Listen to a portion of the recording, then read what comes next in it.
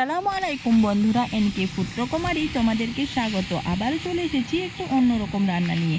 প্রথমেই বসিয়ে নিলাম চুলাই কড়ার মধ্যে দিয়ে দিলাম কুচানো পেঁয়াজ, তার মধ্যে দিয়ে দিলাম পরিমাণ মতো সরিষার তেল। এবার এটাকে দিয়ে নাড়াচাড়া করে নেব। নাড়াচাড়া করে একটু লালচে বর্ণ করে নেব। তার মধ্যে তোমাদেরকে বলে রাখি, আজকের রান্নার রেসিপি হচ্ছে মাংস বিউলি রান্না করার জন্য প্রথমে পেঁয়াজটাকে একটু হালকা ভেজে নিয়ে তার মধ্যে লবণ দিয়ে আরও কিছুক্ষণ নাড়াচাড়া করে নিতে হবে।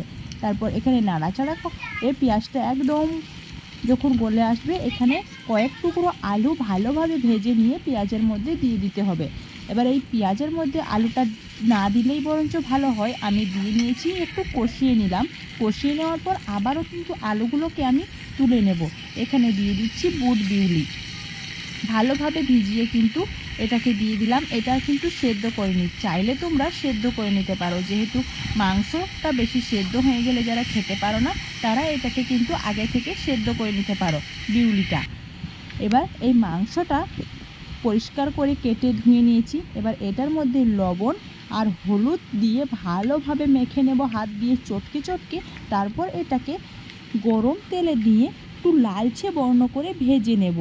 তো বিউলিটা এদিকে কষানো হচ্ছে, বিউলি আলুটা যেহেতু ওগুলো একটু শক্ত আছে, সেদ্ধ হতে একটু সময় লাগবে। আর মাংস সেদ্ধ করা বেশি সময় লাগে না।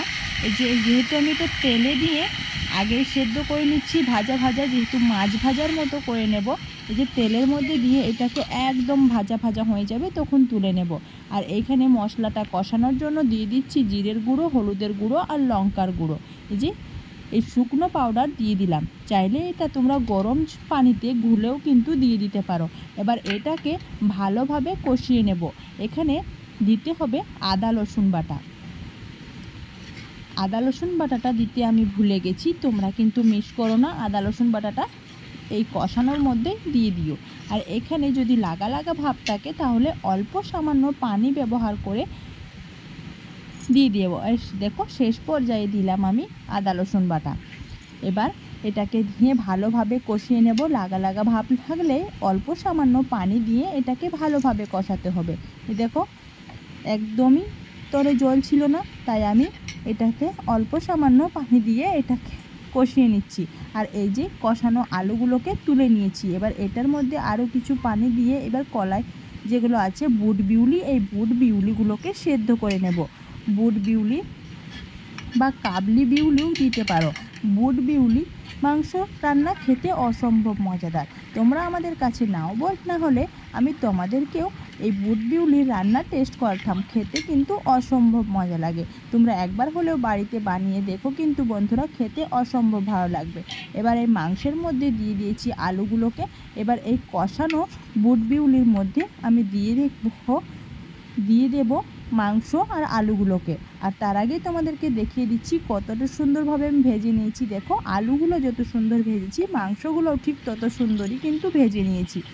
কি বন্ধুরা, তোমরা এরকম করে রান্না করো তো? দিয়ে দিলাম এই বিউলির মধ্যে আলু আর মাংস, চিকেন। আজকে বিউলি চিকেন রান্না করছি। বিউলি চিকেন রান্না করা তো খুবই সহজ বন্ধুরা। তোমরা কিন্তু যদি না বানিয়ে থাকো বাড়িতে, এরকমভাবে একবার হলেও বানিয়ে দেখো, খেতে সকলেই খুবই পছন্দ করবে। যারা বিউলি খেতে পছন্দ করে না, বিউলির ডাল, তারা কিন্তু এরকমভাবে মাংস রান্না করলে আঙ্গুল চেটে পুটে এক থালা ভাত খেয়ে নেবে নিমেষেই। কি বলছো বন্ধুরা, তোমরা এরকমভাবে বানাবে তো? দেখো কতটা সুন্দর লাগছে দেখতে, যতটা লোভনীয় ততটা কিন্তু খেতেও অসম্ভব মজাদার। একবার হলেও বানিয়েও কিন্তু বন্ধুরা টাটা। আমি আবারও ফিরে আসছি নতুন ভিডিও নিয়ে বা অন্যরকম ভিডিও নিয়ে। টাটা।